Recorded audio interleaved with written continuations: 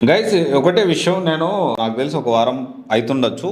Shyam institute మీద నేను video చేసి తర్వాత నేను చాలా కూడా గ్రౌండ్ వర్క్ చేశాను. అండ్ చాలా మంది కమెంట్స్ చాలా అబ్యూజివ్ లాంగ్వేజ్లో శ్యామ్ స్టూడెంట్స్ అని చెప్తూ చాలా అసహ్యంగా మనం మాట్లాడుకోలేని అందరి ముందు మన మన ఇంట్లో ఆడపిల్లలు ఉంటే మన అమ్మ కానీ మన చెల్లెలు కానీ పేరెంట్స్ కూర్చొని మనం మాట్లాడుకోలేని విధంగా అట్లాంటి భాషలు దుర్భాషలాడుతూ కమెంట్స్ చేశారు. సరే నేను ఏమంటున్నానంటే ఇల్లీగల్ యాక్టివిటీస్ చేస్తుందా? So question mark. ఇది ఖచ్చితంగా మాట్లాడాల్సిన విషయమే. అండ్ దాంట్లో స్టూడెంట్స్ చాలా ప్రౌడ్గా దీని గురించి మాట్లాడుతూ ఉన్నారు. దీనివల్ల మనకి ఎంత నష్టం అవుతుంది ఒకవేళ if it is real. So ఆ విషయాలు కూడా మనం మాట్లాడుకుందాం. స్టెప్ బై స్టెప్ కొన్ని పాయింట్స్ నేను నోట్ చేసుకున్నాను. సో ఇదే బేస్డ్ ఆన్ మీరు కమెంట్ పెట్టాలి అనుకుంటే పాజిటివ్ దృక్పథంతో ఎలాంటి ఫౌల్ లాంగ్వేజ్ యూజ్ చేయకుండా డెఫినెట్లీ పెడితే నేను యాక్సెప్ట్ చేస్తాను. అలా కాకుండా మీరు ఫౌల్ లాంగ్వేజ్ పెట్టి ఎట్లా పెడితే అట్లా పెడితే మన యూట్యూబ్ కమ్యూనిటీ గైడ్లైన్స్ ఆటోమేటిక్గా హైడ్ చేసేస్తాయి కమెంట్స్. అండ్ ఇంకోటి వచ్చేసి మన ఆ టీం ఎలాగో they will work on that definitely. And ఇంకోటి విషయం వచ్చేసి ఏంటి అంటే ప్రతి ఒక్కరికి ఫాలోయింగ్ ఉంటుంది. ఇది ఫస్ట్ అందరూ అర్థం చేసుకోవాలి. It doesn't mean that he is right, it doesn't mean that he is wrong. ఒకవేళ ఫాలోవర్స్ ఉన్నారు కాబట్టి అతను రైటు, ఫాలోవర్స్ లేరు కాబట్టి అతను రాంగ్ అని కాదు. డెఫినెట్లీ ఏంటి అంటే ప్రతి ఒక్కరికి ఒక సినిమాలో హీరోకి ఫాలోవర్స్ ఉంటారు. ఎగ్జాంపుల్ చెప్తున్నా నేను. అండ్ డెఫినెట్లీ దీనికి సంబంధించింది కాదు ఎడ్యుకేషన్కి, బట్ స్టిల్ చెప్తా ఉన్నా మనకు అర్థమయ్యే భాషలో. మా ఒక సినిమాలో హీరోకి ఫ్యాన్స్ ఉంటారు, విలన్కి ఫ్యాన్స్ ఉంటారు, అండ్ కమెడియన్కి ఫ్యాన్స్ ఉంటారు, సైడ్ క్యారెక్టర్కి కూడా ఫ్యాన్స్ ఉండేవాళ్ళు ఉంటారు. సో ఇక్కడ ఏంటి అంటే ఒకటే విషయం ఏంటి అంటే ఇట్ డజంట్ మీన్ దట్ ఇప్పుడు అందరూ ఒకటని కాదు. ఎవరికి ఉండే ఫాలోయింగ్ వాళ్ళకు ఉంటుంది. డెఫినెట్లీ ఒక పబ్లిక్ ప్లాట్ఫామ్లో ఒక పర్సన్ ఉన్నప్పుడు అతనికి ఉండే ఫాలోయింగ్ ఖచ్చితంగా అతనికి ఉంటుంది. ఓకే, ఇప్పుడు ఎవరైతే స్టూడెంట్స్ శ్యామ్ ఇన్స్టిట్యూట్ గురించి పాజిటివ్గా మాట్లాడుతున్నారో వాళ్ళందరూ దీనికి సమాధానం చెప్పండి. సో ఫస్ట్ ఏంటి అంటే మీరు సమాధానం మంచిగా పెట్టండి. అండ్ డెఫినెట్లీ మన ఒక మంచి ఇన్స్టిట్యూట్ అనుకోండి. మీకంటే ఇంకోటి 2 తెలుగు రాష్ట్రాల్లో ఏ ఇన్స్టిట్యూట్ అయినా కానీ అన్ని ఇన్స్టిట్యూట్స్ని నేను చాలా ఒకవేళ వాళ్ళు నా దగ్గరకు వస్తే విషయము ఖచ్చితంగా నేను స్పందిస్తాను. ఎందుకంటే సివైసీ నేను పెట్టాను. సివైసీ స్టార్ట్ చేసింది అందుకు. అండ్ ఇది మెయిన్ స్ట్రీమ్లో కూడా వేయలేదు నేను. సివైసీ అఫీషియల్ అనే మనం ఇంకొక ఛానల్ ఉంది, దానికి అరౌండ్ 1 lakh ఫాలోవర్స్ ఉన్నారు. బట్ ఏంటి అంటే చూజ్ దొరికేది అంటే మెయిన్ స్ట్రీమ్లో వేయకపోవడానికి కూడా కారణం ఏంటి అంటే దానికి చాలా కారణాలు ఉన్నాయి. అండ్ ఇంకోటి వచ్చేసి ఏంటి అంటే ప్రతిదీ 2 తెలుగు రాష్ట్రాల్లో ఎడ్యుకేషన్ సిస్టంలో ఎలాంటి విషయాలు ఇప్పుడు మనము కొన్ని విషయాలు డీల్ చేస్తున్నాము, ఎవరు ఏ తప్పు చేసినా కానీ ఖచ్చితంగా ప్రశ్నిస్తాను. దాంట్లో అయితే డౌట్ లేదు.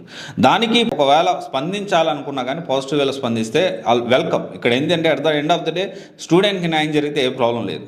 ఒకవేళ స్టూడెంట్కి ప్రాబ్లం అయితేనే డెఫినెట్లీ నాలాంటి వాళ్ళు మాట్లాడాల్సి వస్తుంది. ఎందుకంటే ఎవరో ఒకరు మాట్లాడాలి కాబట్టి మాట్లాడుతున్నాం. నాకైతే ఇల్లీగల్ యాక్టివిటీస్ అంటే స్టూడెంట్స్ పెట్టిన కమెంట్ల గురించి మాట్లాడితే ఇల్లీగల్గా యాక్టివిటీస్ చేస్తుందా అనేది ఒక క్వశ్చన్ మార్క్. ఎందుకు అంటే కొంతమంది కమెంట్స్ని చూసి నేను అంటా ఉన్నాను, ఎవరైతే శ్యామ్ స్టూడెంట్స్ ఉన్నారో ఎవరైతే దానికి పాజిటివ్గా మాట్లాడుతూ ఉన్నారో వీటికి ఆన్సర్లు చెప్పండి. ఫస్ట్ పాయింట్ ఏంటి అంటే ఎగ్జామ్ రాసేటప్పుడు టీషర్ట్లు అవసరమా? వీళ్ళ పిల్లల ఒంటి మీద మీ బ్రాండింగ్ చేసుకోవాలంటే పిల్లల ఒంటి మీద టీషర్ట్లు బలవంతంగా నువ్వు టీషర్ట్ వేసుకుంటే నేను ఎగ్జామ్ రాసే పరిస్థితి ఉందంటారా? ఇది ఖచ్చితంగా కరెక్ట్ కాదు. ఎందుకంటే ఇప్పుడు వాళ్ళు దే ఆర్ పేయింగ్, అంటే వాళ్ళు ఏమి ఫ్రీగా ఇవ్వట్లేదు. First point. ఒకవేళ స్టూడెంట్స్ దీన్ని సమర్థిస్తే ఎందుకు ఈ విధంగా చేయడం అని నాకైతే కరెక్ట్ అనిపించలేదు. కొంతమంది స్టూడెంట్స్ దీని గురించి కమెంట్ నాకు చెప్పారు కూడా. అండ్ ఇది ఇప్పుడు దీన్ని మీరు ఏ విధంగా చూస్తారు అంటే బ్రాండ్ శ్యామ్ ఇన్స్టిట్యూట్ చొక్కాల మీద వేసుకొని వెళ్ళాల్సిన అవసరం ఉందంటారా?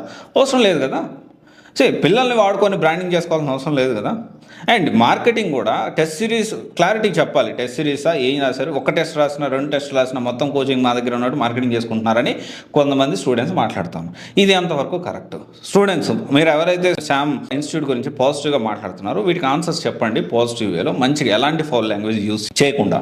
అండ్ నేను ఇల్లీగల్ యాక్టివిటీ అన్నా. ఏంటి ఇల్లీగల్ యాక్టివిటీ అంటే కొంతమంది స్టూడెంట్స్ మొత్తం క్యాష్ తీసుకుంటున్నారు అని చెప్పి కొంతమంది స్టూడెంట్స్ అంటే అవును క్యాష్ నీకు కావాలంటే ట్యాక్స్ కట్టు, ట్యాక్స్ తగ్గద్దు, ట్యాక్స్ కట్టొద్దు అని చెప్పి నీకు క్యాష్ తీసుకుంటున్నారు, నీకే బెనిఫిట్. అసలు ఇది లీగల్ అనుకుంటున్నారా మీరు? This is completely illegal activity. అంటే గవర్నమెంట్కి ట్యాక్స్ కట్టకుండా ఎగ్గొట్టడానికి మీరు సపోర్ట్ చేస్తున్నారు స్టూడెంట్స్.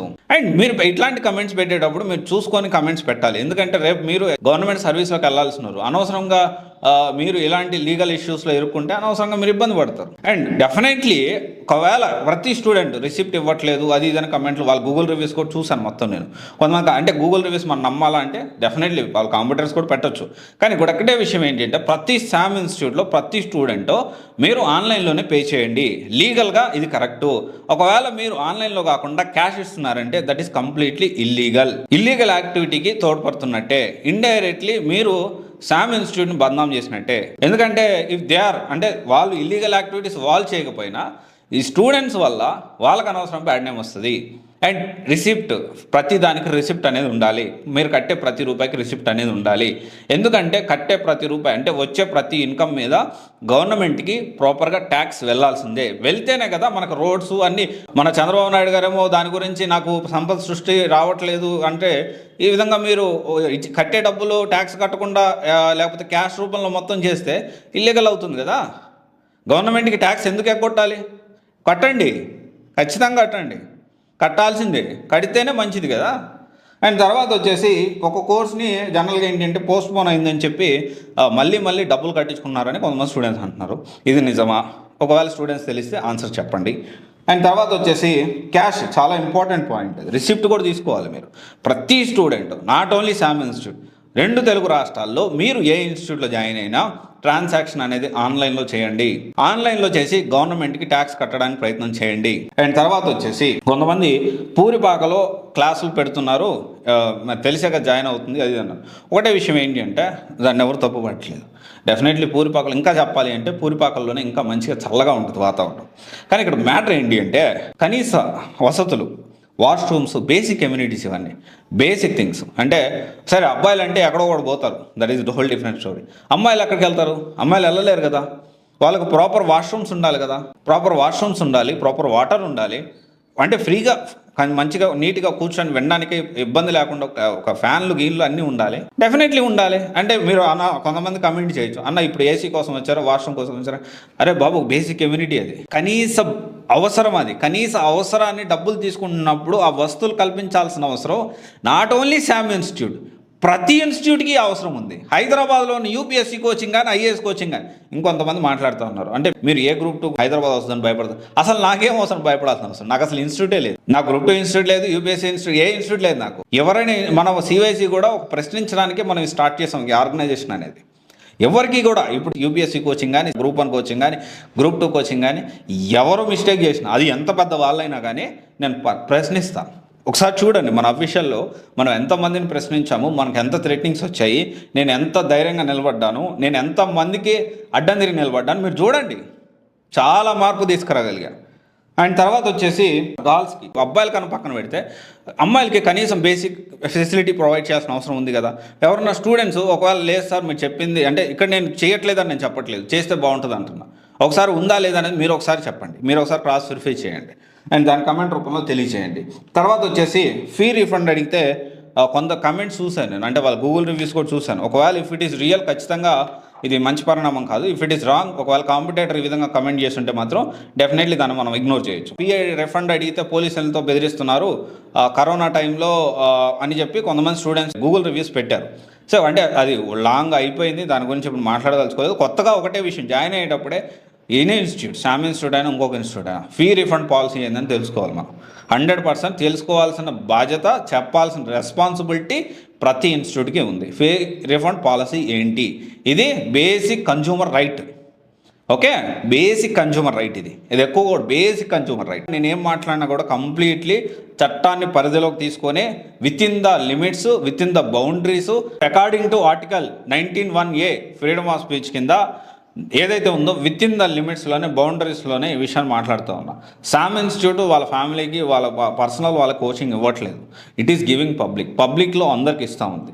డెఫినెట్లీ దాంట్లో ఏదైతే పాజిటివ్స్ ఉన్నాయో, కాన్స్ ఉన్నాయో పబ్లిక్లో కనపడే దాని గురించి మాట్లాడే హక్కు ప్రతి ఒక్కరికి ఉంది. అండ్ ఇంకోటి వచ్చేసి ఏంటి అంటే ఈ అన్నీ కూడా కొన్ని క్వశ్చన్స్ శామ్ ఇన్స్టిట్యూట్లో జాయిన్ అయ్యే వాళ్ళు ఇవన్నీ తెలుసుకోండి. సో డెఫినెట్లీ ఇదంతా కూడా ఇల్లీగల్ యాక్టివిటీస్ జరుగుతుంది అని నేను అనట్లేదు. ఒకవేళ క్యాష్ ఎక్కువగా తీసుకుంటున్నారు అంటే ఖచ్చితంగా which is not legal, first point. ఇంకోటి వచ్చేసి ఎగ్జామ్ రాసేటప్పుడు టీషర్ట్లు ఎందుకు వేసుకున్నారు, అవసరమా? అండ్ డెఫినెట్లీ మరి పిల్లల మీద మార్కెటింగ్, పిల్లల ఒంటి మీద చొక్కా గుడ్డలేసి మార్కెటింగ్ చేసి అంత దిగజారిపోయారా? ఇది అంతవరకు సమంజసం. అండ్ తర్వాత వచ్చేసి పూరిపాకలో పెడుతున్నారు. దాన్ని నేను తప్పు పట్టట్లేదు. మనం ఇంతకుముందు పూరిపాకలోనే పెరిగొచ్చినాం. దాన్ని నేను తప్పు పట్టలేదు. కానీ కనీస అవసరాలు కల్పించాల్సిన అవసరం ఉందా లేదా? ఫీ రిఫండ్ పాలసీ గురించి తెలుసుకునే హక్కు ప్రతి ఒక్క విద్యార్థికి, ప్రతి ఒక్క కన్జ్యూమర్కి ఉంటుంది అనే విషయం స్టూడెంట్స్ అందరూ గమనించాలి. వీటిని మీరు తెలుసుకోండి. ఇంకోటి వచ్చేసి మీరు ఈ వీడియో కింద కమెంట్స్ మీరు చాలా పాజిటివ్గా దీని గురించి ఎలాంటి ఫౌల్ లాంగ్వేజ్ యూజ్ చేయకుండా మీరు పెడితే నేను డెఫినెట్లీ అప్రూవ్ చేస్తాను. అలా కాకుండా ఫౌల్ లాంగ్వేజ్ యూజ్ చేస్తే ఏదైతే ఫౌల్ లాంగ్వేజ్ యూజ్ చేస్తూ కమెంట్స్ పెట్టారో ఆ కమెంట్స్ తీసుకొని మళ్ళీ నేను ఖచ్చితంగా ఇంకొక వీడియో డెఫినెట్లీ, ఎందుకంటే ఇక్కడ మార్పు రావాలి, ప్రతి ఒక్కరిలో మార్పు రావాలి. అండ్ డెఫినెట్లీ ఒకవేళ తప్పు జరుగుతుంటే ఖచ్చితంగా ప్రశ్నిస్తాను. Thank you.